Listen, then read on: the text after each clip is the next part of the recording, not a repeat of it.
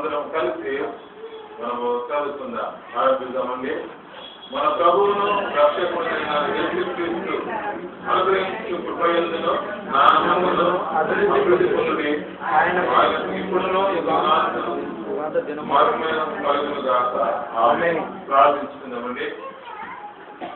ప్రేమ నమ్మకమైన జీవం కలిగిన పరలోకమందున మా తండ్రి, పరిశుద్ధులైన నమ్మదగిన మా దేవ, మహోన్నతుడ, సర్వాధికారి, మానని మార్పు చెందని మా ప్రభువ, ఏకరీతిగా ఉంటున్న మా తండ్రి, మీ పరిశుద్ధమైన పాదములకు వందనాలు స్తోత్రములు చెల్లిస్తూ ఉంటున్నాను.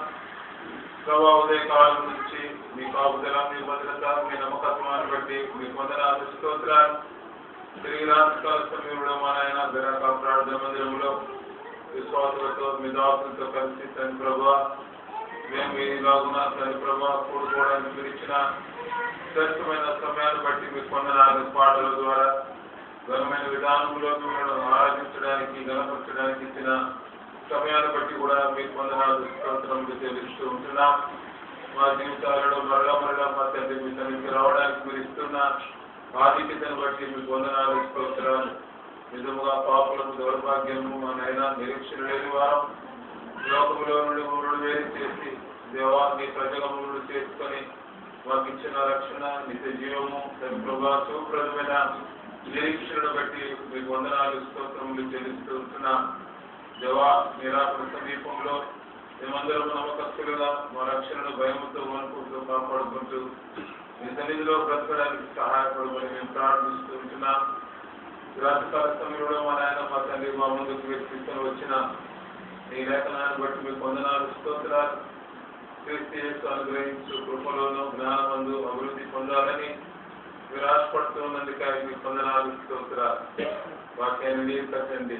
నా మటుకు నేను అయోగ్యుడను, అల్పుడను, నిలబడడానికి యోగ్యత అర్హత లేని వాడను. అయినప్పటికీ మా తండ్రి ప్రభులు కోరుకున్నారు. ధనను బట్టి మీకు వందనాలు. మీ ఆత్మ చేత నింపండి, తెలుగు స్వార్థ వరకు పంచండి.